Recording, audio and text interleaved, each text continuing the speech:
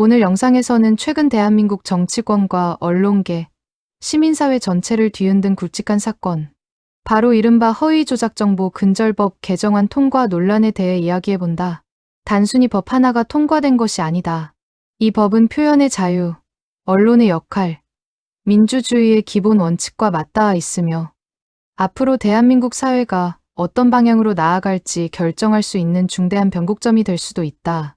특히 이번 법안은 통과 과정부터 내용까지 수많은 논란을 낳았고 찬반 양쪽 모두 강하게 대립하며 뜨거운 여론전을 이어가고 있다. 이번 영상에서는 논란의 근원, 법안의 핵심 내용, 정치적 배경, 언론계의 우려, 그리고 향후 한국 사회에 미칠 영향을 차분하지만 깊이 있게 살펴보려 한다. 먼저 사건의 출발점은 10일 국회 과학기술정보방송통신위원회에서 이 법안이 의결되면서부터다.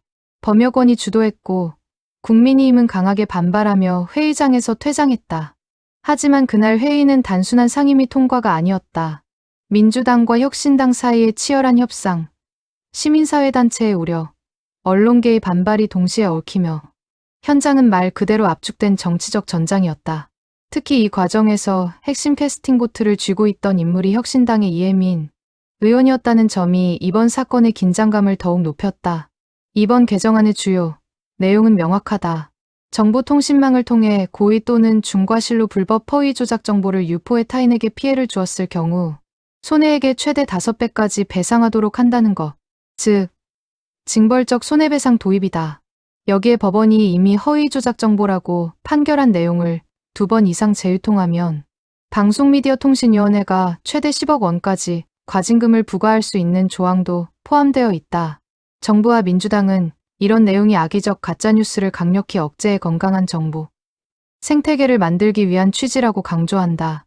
그런데 문제는 그 허위 조작 정보라는 개념 자체가 여전히 모호하다는 점이다. 시민단체와 언론계는 오래전부터 같은 지점을 지적해왔다. 허위 정보와 불법 정보, 나아가 허위 조작 정보는 서로 의미가 다르고 구체적인 구성 요건이 명확히 구분되어야만 법의 남용을 막을 수 있다. 하지만 이번 법안은 바로 그 모호한 개념을 중심으로 강화된 처벌 조항을 도입했다는 비판을 받고 있다. 중요한 기준이 불분명한 상태에서 책임만 무겁게 부과하는 것은 언제든지 정치적 남용으로 이어질 수 있다는 것이 반대 진영의 우려다.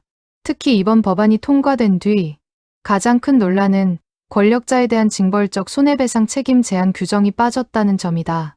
정치인, 고위공직자, 대기업 임원 등 사회적 권력을 가진 이들은 이미 소송을 남용해 언론 보도를 위축시키려는 전략적 봉쇄 소송을 자주 활용해왔다는 비판을 받아왔다. 그런데 이번 개정안에서는 이들의 과도한 손해배상 청구를 제한하는 장치가 빠졌고 오히려 언론사와 기자들이 감당해야 할 위험만 커졌다는 지적이 제기된 것이다. 그렇다면 왜 이런 조항들이 빠지고 왜 이렇게 빠른 속도로 법안이 추진되었을까? 여기에 이른바 소위 통과 과정의 드라마가 숨어 있다. 처음 법안은 민주당이 추진했지만 혁신당 이혜민 의원이 반대하며 법안은 멈추는 듯했다. 그러나 불과 며칠 뒤 혁신당은 민주당과 협의 후 입장을 번복했고 이 의원은 결국 찬성으로 돌아섰다. 이후 회의는 일사천리로 진행됐고 법안은 그대로 통과되었다.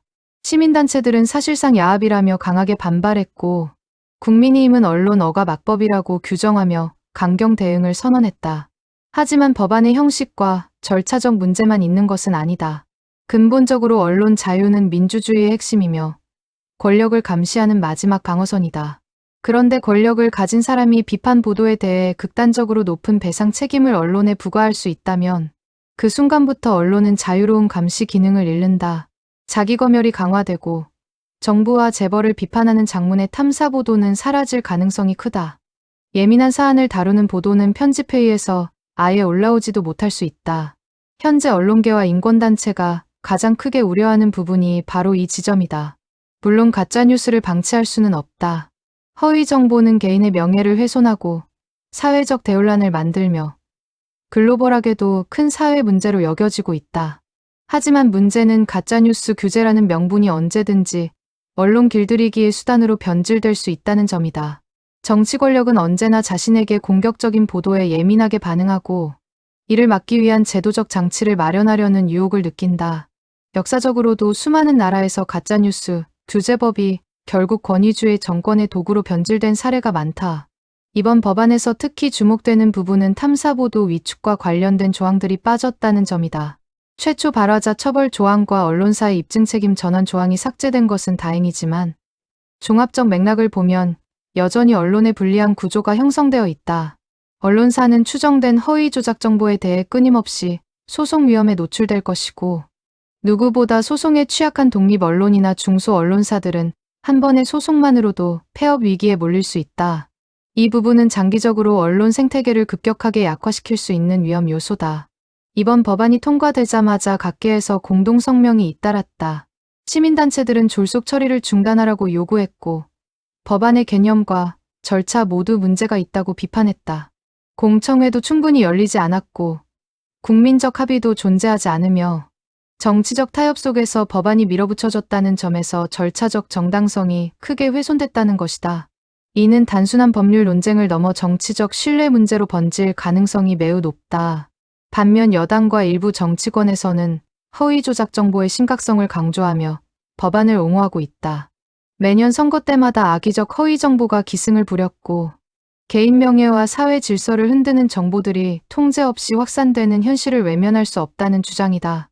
이들은 이번 법안이 언론 보도를 위축시키는 법이 아니라 악의적 정보 유포를 막기 위한 최소한의 안전장치라고 말한다. 결국 이 문제는 언론 자유와 사회적 보호라는 두 가치가 충돌하는 지점에 놓여 있다.